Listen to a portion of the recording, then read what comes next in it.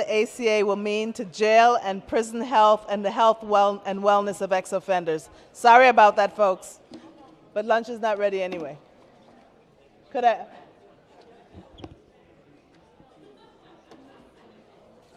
This panel will be moderated. You heard earlier from the president and CEO of the foundation about our Lewis Stokes Health Policy Fellows, and this panel is going to be moderated by one of those fellows, Thomas Brunet, who is a 2013-14 Lou Stokes Fellow. He's been with us before, so he's no stranger to our Health Braintrust events.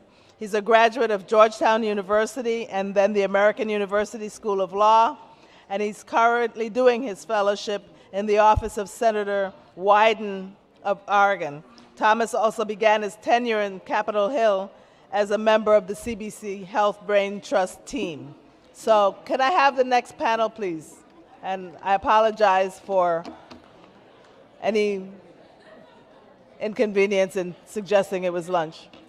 Can we come on up? Okay, you're miking them. Hey, how you doing? Well, how are you? It said lunch keynote, so that's what. Okay. I think it's going to be at 12:30. Yeah.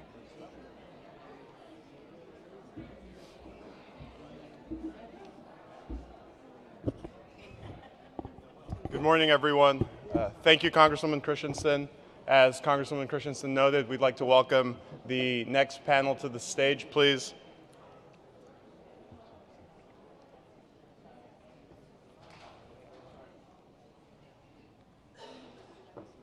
Which seat should I take? How you doing? Which one should I take? It's up to you.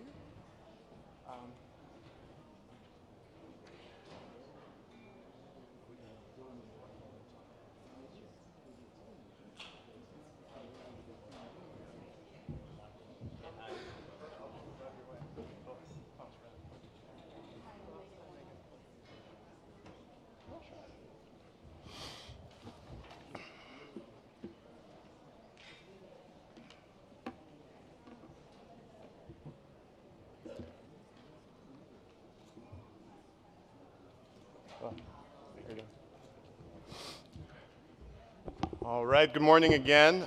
This panel, entitled What the ACA Will Mean to Jail and Prison Health and Health and Wellness for Ex-Offenders, will focus on a little-noticed outcome of the Affordable Care Act. Jails and prisons around the country are beginning to sign up inmates for health insurance under the ACA, taking advantage of the expansion of Medicaid that allows states to extend coverage to single and childless adults, a major part of the prison population. One of the main benefits of this effort is the fact that inmates who are enrolled in Medicaid while in jail or prison can have coverage after they get out. As we all know, people coming out of jail or prison have disproportionately high rates of chronic disease, especially mental illness and addictive disorders.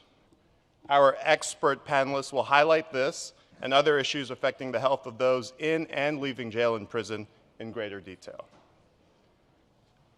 At this time, I'd like to introduce our panelists. Our panelists include Maeghan Gilmore, who's the Program Director, County Solutions and Innovation, the National Association of Counties. Ms. Gilmore will discuss how the ACA affects local jails and how counties in expansion versus non-expansion states will be addressing the health and healthcare issues differently. Ms. Gilmore will also discuss the challenges and opportunities in conducting enrollment and connecting individuals with services from jail.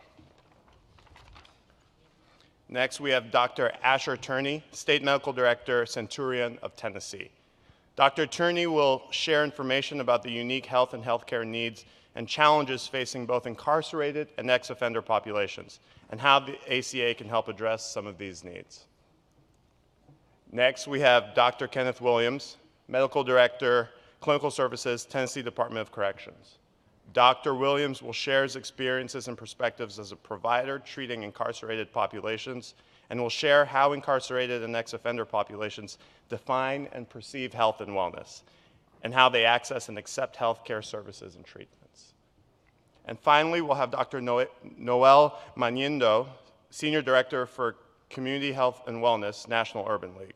Dr. Manyindo will talk about the National Urban League's marketplace enrollment efforts for ex-offenders and will share the challenges and lessons they've learned throughout their effort. So without further ado, I will turn it over to our first panelist. I think that's you, Maeghan Gilmore. Thank you. Oh. Good morning, and thank you so much for inviting us and including NACO, the National Associations, to participate in this discussion. These issues have been a longstanding issue for counties across the country. There are 3,069 counties, and over 2,900 of them own and operate a jail and provide health coverage for those that are detained. This discussion really merges two key systems for counties: the justice system, where we spend over $70 billion annually on local criminal justice costs, and in the health system, where we spend over $69 billion. So we have quite a stake in both of these, and these issues are not new to our members and to the individuals and residents in their community, but it provides some great opportunities, I think, that you've heard about over the last day and you'll hear about as we talk today, as well as some challenges, certainly, in enrolling individuals. Just a little background about the population that our folks are looking at. There's, on any given day, 750,000 individuals in jail. But if you look at annually the number of individuals that go in and out of jail, cycle in and out of jail, it's over 11 million. And some of those are multiple times. And so the snapshot, I think, of 750,000 just doesn't give a good example of kind of the churn and the pace and the issues that you're dealing with when you're looking at 11 million individuals that are coming into contact with the justice system at the local level. It's important to distinguish between jails and prisons from our perspective, because people don't go to prison unless they come from jail. So we see everyone for length of stays that can be extremely short, which complicate enrollment, but also long stays, which are some other issues in the justice system. Jail overcrowding certainly is continuing to be an issue, even though crime rate has gone down. And when you look at the population in jails, on average, 61% are in a pre-adjudicated status, which is a key issue as I kind of continue through my comments here about this population and doing that enrollment. And that rate has really remained unchanged. And many of those individuals are low-risk individuals. They could be safely supervised in the community if needed at all, and not reoffend, and certainly show up for their court date. And as we talk about the opportunities in the expanded states where they may be Medicaid eligible, they would be outside of the jail, given that they could then access health care and services and treatment that they might need. Bail issues are another part of that. So if it's a low bail, sometimes they can't afford to pay that, but it doesn't have anything to do with the risk that they pose to the community or to public safety. I know, as you all have talked about, the racial and ethnic disparities are certainly profound. 1 in 106 white men are incarcerated compared to 1 in 36 Hispanic men and 1 in 15 black men. And so that continues to be an issue both in the juvenile and adult systems as well. And you've mentioned in the opening remarks and through other conversations, I think you'll hear some of the folks today too talk about the health issues that they have, often chronic. They haven't seen providers, they haven't had the access or coverage. So as I mentioned, for counties across the country, this has been a long-standing issue with getting health services, treatment, and access for this population. And I think before you heard a panel about behavioral health and substance use issues, which we know are overwhelming the system, and jail is not the appropriate setting for individuals to gain that treatment. One of the other areas that plays into this discussion is suspension versus termination of benefits. So currently, when individuals enter jail, if they already are enrolled in Medicaid, they actually can suspend the Medicaid benefits for those individuals without completely terminating their enrollment or eligibility, which upon release is quicker in terms of activating their enrollment and getting them back into services that they may need. There's only about 11 states that are doing that right now, and I think it's varied in the efficacy of them actually following through on that. So ACA a few years ago, the debate when it started a few years ago, and then the passage certainly kind of changed the landscape and environment in a couple of ways for this population in jails and counties. One in which it does take modest steps, I would say, to mitigate disruptions for coverage for individuals whose incomes allow them for premium subsidies and enrollment in qualified health plans. What it does is preserve that eligibility pending the disposition of charges, so they shouldn't lose that. One of the things that is a little bit of a drawback, maybe a big drawback, is that ACA certainly does not prohibit plans from writing in policies that would exclude coverage and payment during this time. And so actually Oregon is one state that took this to their state legislature to identify or to really put in statute that plans could not do that for the qualified health plans. It's a little different from Medicaid, quite honestly. The way that the ACA has changed the impact for jail or justice-involved individuals is that in expanded states you have a new eligibility category based on income, which would probably capture a number of these individuals for eligibility determinations and enrollment in the program, but it doesn't do anything to affect Medicaid's long-standing exclusion of inmate coverage. So even in the pre-adjudicated status that we talked about, there's no reimbursement that jails can get for providing that care. What we believe, though, is that the incentive of enrolling individuals will have longer-term effects on both health outcomes, health costs, and I think that for a target population, many believe that it may actually affect recidivism as well. And so I think that that's one of the assets and the positives of expanded states. The non-expanded states that did not expand Medicaid to include that eligibility, there are some challenges there. There won't be as many people that can gain access to care clearly through Medicaid, but there will be a gap in those that can get the marketplace plans.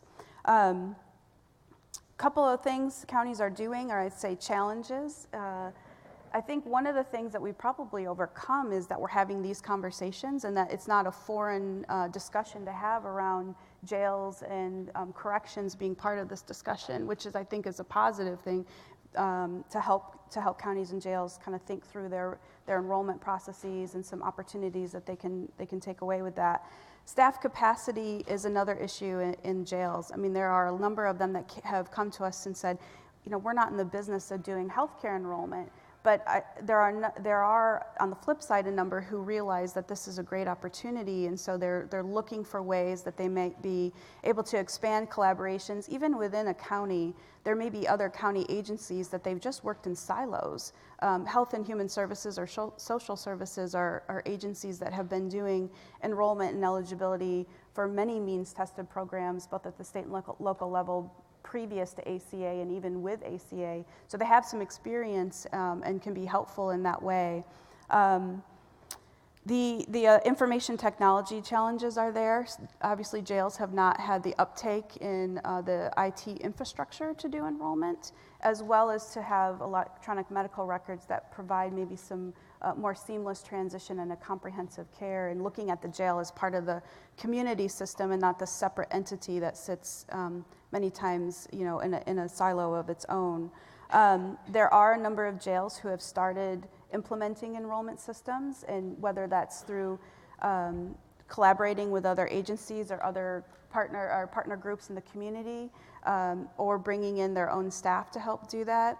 They've started to do that at the pre-trial stage. So if there's already a pre-trial diversion services or program in place where they're doing a risk assessment, there's some other information they might be able to take at that level to get people enrolled should they be eligible. Multnomah, County, Oregon, which is Portland, is also doing a number of things. And I will mention one non-expanded state where the county, Salt Lake County in Utah, has certainly put together a pretty comprehensive process of assisting people in enrolling in the marketplace plans should they be eligible for those, but also even Medicaid under their current eligibility categories. And in the future, should the state then expand Medicaid, they kind of have the system in place where they can capture a larger number of people to get them connected to healthcare and services. So I'm not sure that there's, part of my message is there's not one blueprint or template for counties to be able to do this. Part of it depends on whether you're in an expanded or non-expanded state. Others depend on kind of the infrastructure, the culture, the silos. the other kind of agencies or departments that are there that can be assisting jails and jail staff in doing this work. And so it's to be determined what will happen and what this impact will have. And I think that we are encouraging and hoping that our local jurisdictions are really tracking this information so that in a year from now and beyond, we can say, here's what the impact has been on this population. Thank you so much for that, Ms. Gilmore. Next, I'd like to welcome Dr. Asher Turney to make his remarks. Thank you. Good morning, everybody. I had to stand up to get the blood flowing here because I wanted to really talk about this. This is a really concerning topic for me. I'm new to corrections. I've been asked to give about a 10-minute introduction. I'm gonna do it much shorter than that because I want to provide more time for interactivity so we can actually ask some questions. There's so many things out there related to correctional health care that are concerns, and I don't think we have enough time to address them all in this one setting, but I wanted to just get started. My name is Asher Turney. I'm a physician, public health partner. I work with a company called Centurion of Tennessee. We are a product of Centene and MHM Services. And we provide health care services to the Department of Corrections, Tennessee Department of Corrections. So I'm a Southern boy. I also went to Maeghan Medical College, went to Harvard for my internship, Meharry for my residency, Emory for business. Did a couple things along the way, but really what I am is a country doctor.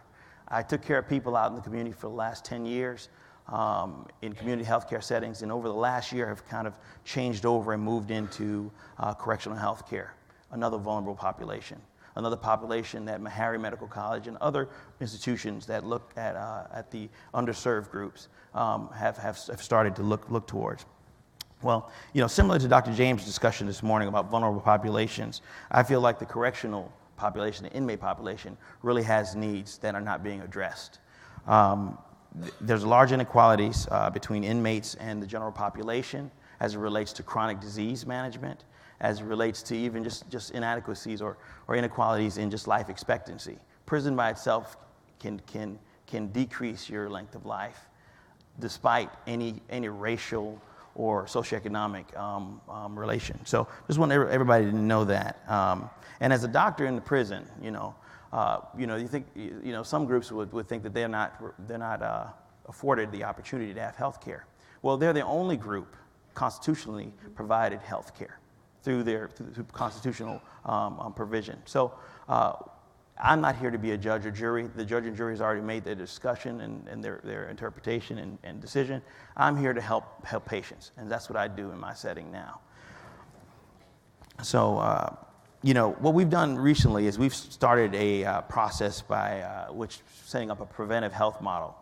It's happened outside the walls very commonly, but not as much inside the walls. And so what we've tried to do is set up a USPTSF, or a United States Preventive Health Task Force guideline kind of oriented program to provide assistance to inmates and to improve their education and health promotion and actually provide treatment, but not only treatment, but prevention within the walls.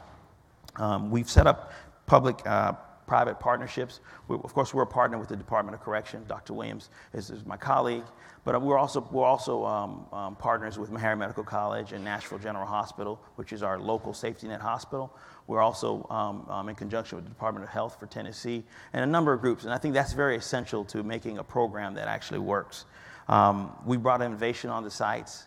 A lot of it, related to some of our products from Centene, where we bring on this company called Nurture, and it allows us to do telephonic disease management, something that they've done outside the walls has been very successful, decreasing the incidence of complications with diabetes, stress, obesity, heart disease. Stress, heart disease, all those things are very common in prison. It makes sense, right? So we're doing that, and then also we're bringing on board programs to help with chemotherapy. In the past, chemotherapy had always been done off-site at a hospital. What we've done now is brought on-site programs to try to improve the quality of health care provided directly at the site for public safety reasons. I want to just talk about the Affordable Care Act. We're from a state that did not elect to expand Medicaid, and it's very limiting. Other states have the opportunity, inmates outside the walls for 24 hours, they become eligible again, and they can have their inpatient stay paid for through those dollars. We don't have that ability. They also have opportunities related to 340B pricing for really expensive medications like oncology,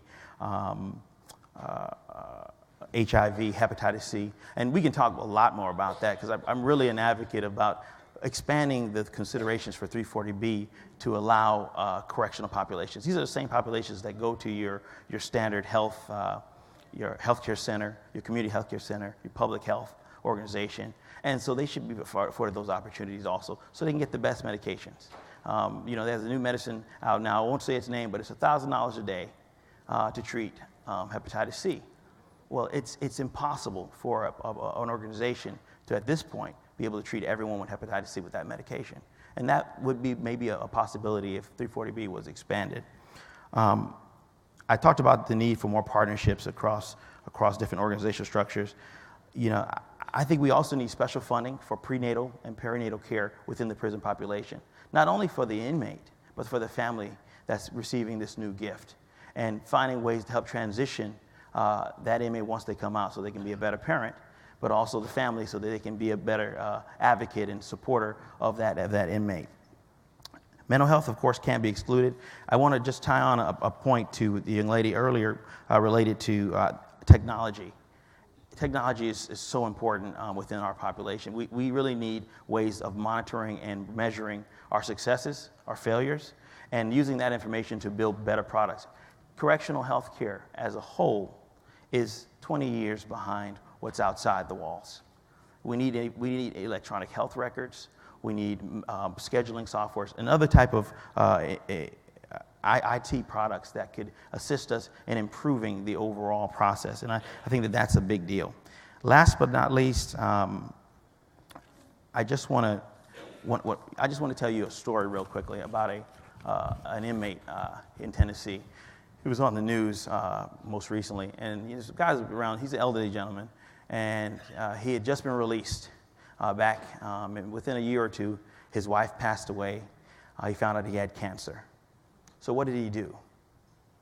Because I heard something from somebody out there. He went back to prison. He performed an act of not violence, but it was illegal, to provide him the opportunity to get a house, home, because he couldn't afford to stay out, to set up an opportunity for health care. Oncology is extremely expensive. And he just felt that was probably the better place for him.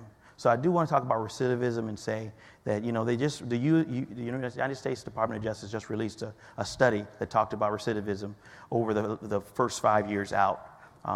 And about roughly almost 80% were arrested within that 5-year period of time. So we do need to set up programs to assist the transition back and keep those inmates populations out of the walls. Thank you.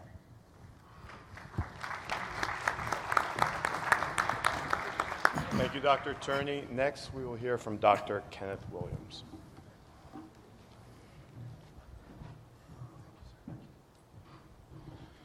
Good morning. Tennessee is sort of stacking the deck on this panel, if you hadn't noticed. I serve at the pleasure of Commissioner Schofield, Derek Schofield, in the state of Tennessee. He's the commissioner of the Department of Corrections.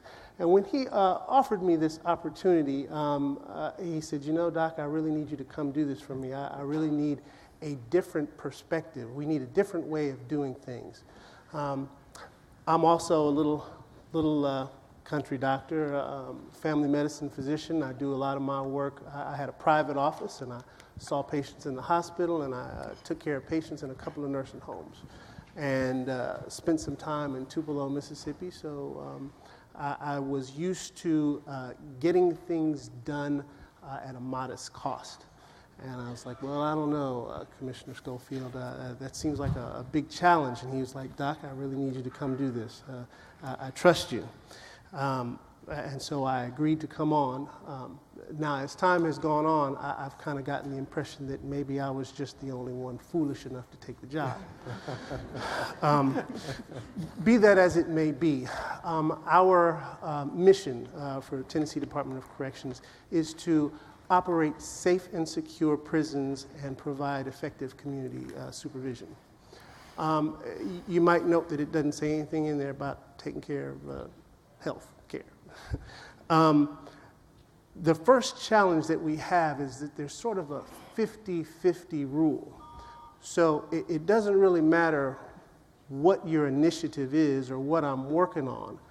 Half of the folks in the community are going to say, you know, that's nice, but why aren't you doing more?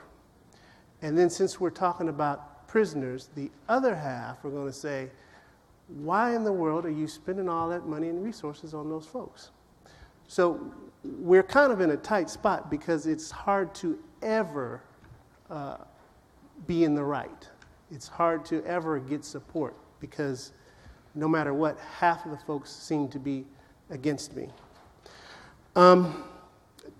Dr. Turney and Ms. Gilmore have shared with you some of our other challenges. Let me give you some perspective about where prison and jails fit in. She's given you a little bit about the jails. In the state of Tennessee, if you've got less than 3 years left on your sentence, you're going to serve your sentence out in the jail. If you've got more than 3, then they're going to transition you over to the prison system. One deviation there is if you are really, really sick and you represent a significant cost burden to the county that runs that jail, then they turn you over to me, and then you're my problem. We have approximately 22,000 inmates in the facility supervision, and we have approximately another 70,000 that are in community supervision. We are not the largest correctional system, but we are substantial. We operate 14 prisons altogether. 2 of those facilities are dedicated for female population, and 1 that we have just started to place female residents there. When our female population come into us in a pregnant state, they stay in our female prison that's in the city of Nashville. They are transferred to the local community partner hospital, which is Metropolitan Nashville General Hospital, where they give birth, and then they are unfortunately separated from the child, and the female returns to the prison.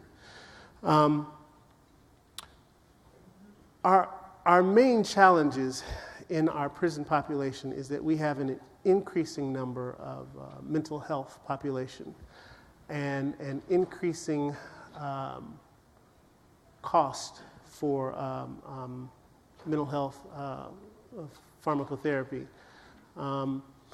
We are pushing towards an integrated health in our state where we are not working in silos. We try to have a very cooperative effort between mental health, and substance abuse. Another challenge in terms of cost is the large number of HIV and hepatitis C infected population. The population of Hep C alone in our state is approximately 10% of our incarcerated population. Now, that represents approximately 5 times the number that you see in the community. It's a chronic health issue as well as a financial issue. One of our challenges in caring for our hepatitis C population is the cost of the medications. The traditional regimens of ribavirin and interferon, less costly but also less effective. There are some new regimens, but those regimens represent a substantial cost of approximately $80,000 to $100,000 to treat one inmate.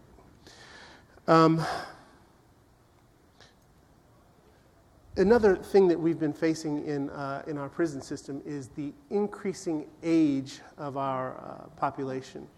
That represents challenges because historically we haven't been prepared for that. Historically, we've been prepared to address the minor health issues of a population that's between 25 and 55. Currently, we have an increasing number of inmates over the age of 65. Not only are we keeping them longer, but they're showing up in a much poorer state of health. And that is a reflection of our community as a whole. And some of that is noncompliance on the outside, and then some of it is a reflection of their inability to access health care on the inside. On the outside. So by the time they transition to our system, they are already much sicker and in much greater need of health care. As Dr. Turney said, they are the only group that is federally protected and mandated to have health care. But then my challenge is, how much can I give them? How much do I have to give them? And I have to balance that question out with financial issues, social issues, and medical ethics as well. Financially, such as the hepatitis C issue, the cost is very challenging, and I have to try to spread the resources across the entire state of Tennessee. Socially, the challenge is I have to answer to the public that asks, why are you doing so much? And then ethically, I have to attempt to ensure that these folks, this population that cannot help themselves, get the help that they need. On the tail end of our efforts in Tennessee, we are focusing on reentry efforts. We have a lot of programming going on while they are incarcerated, and we have ramped up the participation or use of social workers. We have social workers both in the facility as well as out in the community. And our goal is to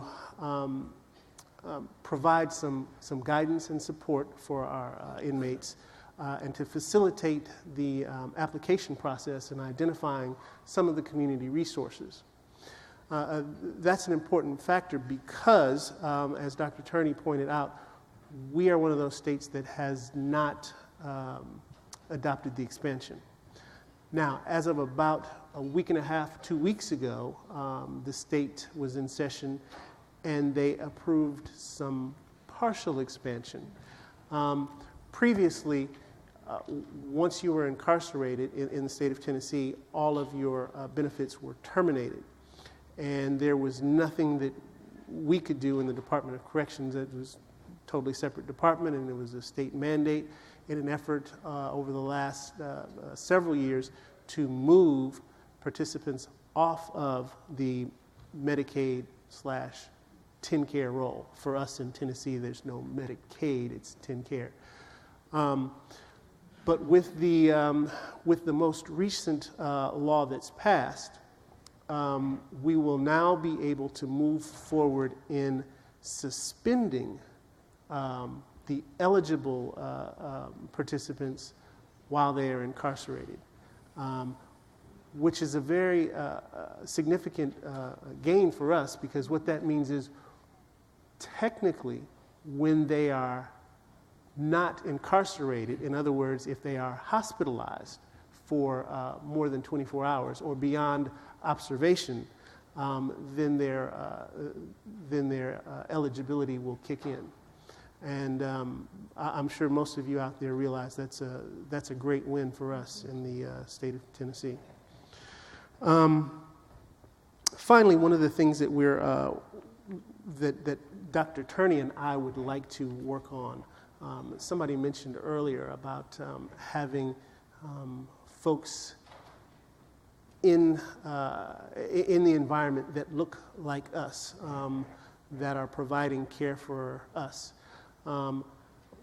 We would like to put together a correctional healthcare rotation and bring to the table some partners in medicine, residents in nursing school. This is my pipe dream now, to come into the facilities to have a window of what it's like to provide correctional health care. And I believe that that's important because one of our Achilles is recruiting efforts, because there's a lack of awareness. I had the pleasure of listening to Kwai speak earlier about awareness and the lack of awareness. And there's a lack of awareness about the needs of our prisoners, our inmates as well. And if we can bring some young providers into the system and show them that there's a place for them, then hopefully we can improve our ability to care for them. Thank you.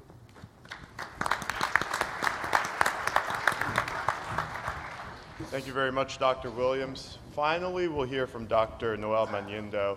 Following Mr. Manyindo's remarks, we'll have time for a few questions, 5 minutes of question and answer. Thank you. Thank you, and thank you for having the National Urban League here to provide a community-based organization's perspective on this very important topic. The National Urban League was awarded federal Navigator funds to provide consumer assistance in the state of Texas. We also received private foundation funding to provide consumer assistance in the states of Virginia and Florida. Our focus, our mandate really, was on the equitable engagement of communities of color, primarily African Americans, in the rollout and implementation of the health insurance marketplace. As is the case with almost all the programs offered by the National Urban League, they are implemented at the local level through our affiliates. And just by way of background, we have, in addition to our historic role in advocacy and policy as a civil rights organization, the Urban League also provides direct services in the program areas of education, health, workforce development, housing, entrepreneurship development as well. And we offer these in 95 cities across the country, 95 affiliates in 95 cities, 36 states. And over the course of a year, we have about 2 million people that walk through our door for services. And these services are provided at no cost to those individuals. We were founded in 1910. So in every case, you'll find at the Urban League affiliate in that local community, there's a rich, cross-generational, multi-generational connection to the community. And in every case, you'll find they are a trusted voice in that local community that they're serving. And sometimes they're not serving the whole city. They might be serving sectors of that city that are their service population. But it's our ability to provide a multifaceted approach, workforce development, housing, education, youth development, health, entrepreneurship support, and those types of things that allow us to impact an individual, their family, and thereby empower communities as a whole. So, as regards our work with the equitable engagement in the ACA, there are 3 things I just want to highlight that we specifically focused on. First of all, we built very broad-based coalitions. We worked with churches. We literally worked with hundreds of churches in those 3 states. We worked with hospital systems, community health centers. We worked with local governments, local health departments. Some of the work we did was recognized nationally, both in Texas and in Virginia. We worked with other community-based organizations that serve other populations, Hispanics and Asians and some others. We worked with local, hyper-local media. We worked with educational institutions, community colleges, HBCUs, regular colleges, and some others.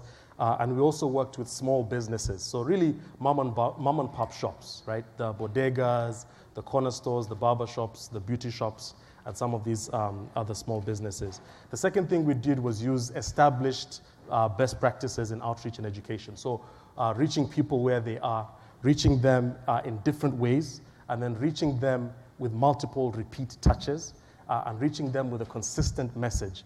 We also had a 360 system, so our in-the-field navigators directly were informing our strategic thinking about the program, our policy engagement at the national level, and things like that. So we drew upon, we melded the policy, the advocacy, really mostly the policy and the programmatic approach to this. Then the third thing that we were intentional about, although these outreach and education and enrollment services were open to the general population, we were mindful and intentional about reaching out to groups who have special needs in the healthcare system, but also have there's a chance that they would end up being left behind. So, for example, people living with HIV/AIDS, the sickle cell community, veterans, the minority-owned small businesses, so their owners, their employees, their workers, and so on. And then also ex-offenders and their families and the people that relate with them. So in regard to the ex-offenders, one of the things we did in the state of Texas, we worked with a county judge who sent us 300 ex-offenders who were under supervision, and they sent them to us for enrollment assistance and so on. But before we could even get to the enrollment assistance, a great deal of education had to take place. So the education really was demystifying the process, debunking a lot of the myths and so on that exist out there.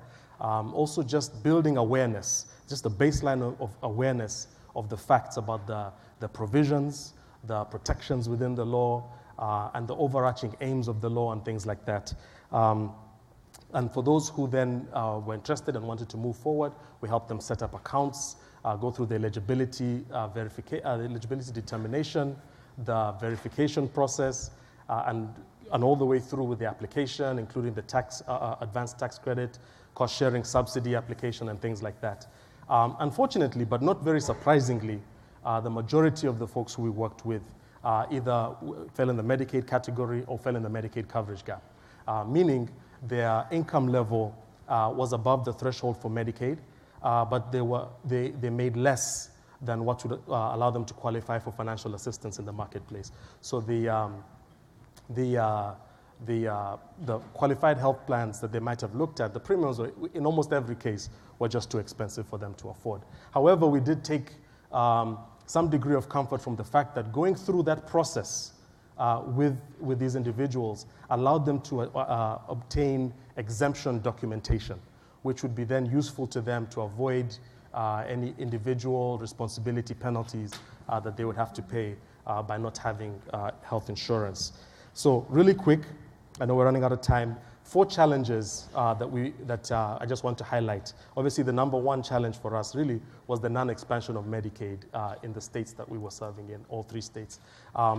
Not just the ex-offender population, but a disproportionate number of the folks who the Urban League generally serves fall into this category. And so we weren't able to, throughout this process, reach a number of people who otherwise would have been absolutely reached. Well, not reached, but would have signed up for insurance.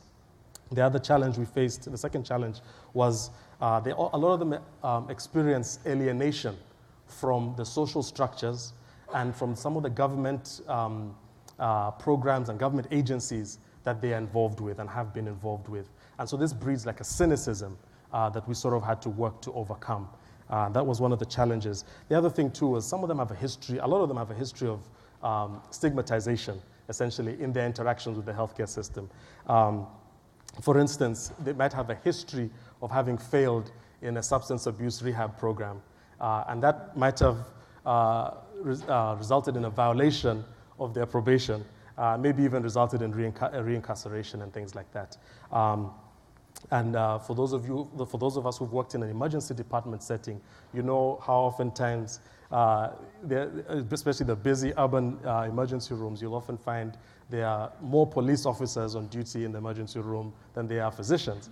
The issue with that, though, is that the test results, for example, that result from the care that they received, oftentimes, in their view, contributed to them going back to jail and things like that. So they have these perceptions and the cynicism and that sort of thing. And then the fourth thing, obviously, is just the lack of awareness. So particularly for those who were looking into health insurance for the very first time, you know, they're saying, you don't know what you don't know, right? So they wouldn't, there was just, the baseline was pretty much negative, right? So we'd have to essentially work, we spent a lot of time providing education to get people to just that baseline of factual awareness of what's out there. And then some of the lessons that we learned, four quick lessons that we learned. Number one, a multidisciplinary approach is key. A multidisciplinary approach is key. Most of the folks we worked with got it, that health insurance is important and that's something they should be getting. But for a lot of them, there were more pressing immediate needs. And those included, you know, food, you know, shelter, the basic needs, food, shelter, some money. Some of them have important and a number of different financial responsibilities. They might be paying child support. They might have family obligations. They might be paying restitution. Some of them also have job obligations that require, for example, we had some guys who were working in a barber shop. And the way that system works for some of those individuals was they pay a weekly rent to the barbershop owner to be able to, you know, do that business from that chair. So they have to make money to pay money and that sort of thing. So that was one of the lessons. The other lesson was being intentional about creating a supportive, a safe environment for them to come and receive care. Our navigators were already built that way. In fact, I think the Urban League staff, just generally and across the country, are built for that kind of work. But we did receive additional training from the county judge and their team to sort of bring us to a certain level of awareness about the specific needs of that population.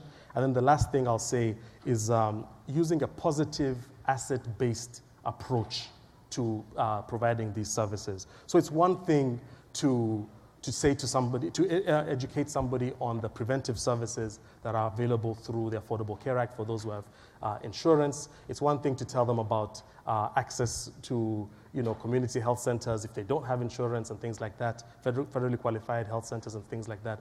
But it's another thing to literally make that appointment. It's another thing to give them a contact name so that when they get there, look for Jane so-and-so who can help you to navigate the system. And that sort of thing. We found that building that out as a part of the process was a key thing. And then the last thing is follow-up to support them through the process. So that's our perspective. Thank you, Dr. Manyindo, for your presentation. It looks like we have about 1 minute and 15 seconds before lunch. So I think that'll leave time for one question if anyone has one. It's bad to be between lunch and happy hour. One or two questions, if anyone has.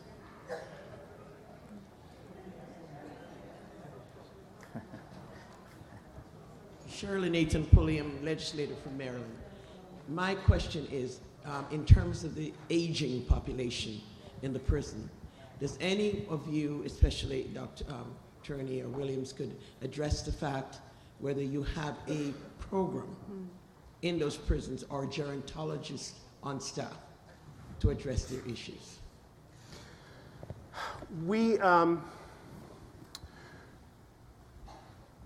This is going to sound like I'm cutting all the way to the end, but we have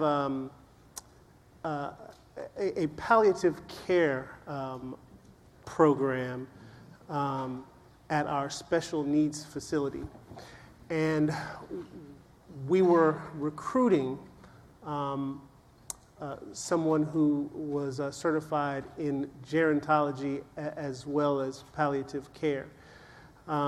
We have established that unit, and it is up and running, and it's made a world of difference in the transitional period for our end-of-life population.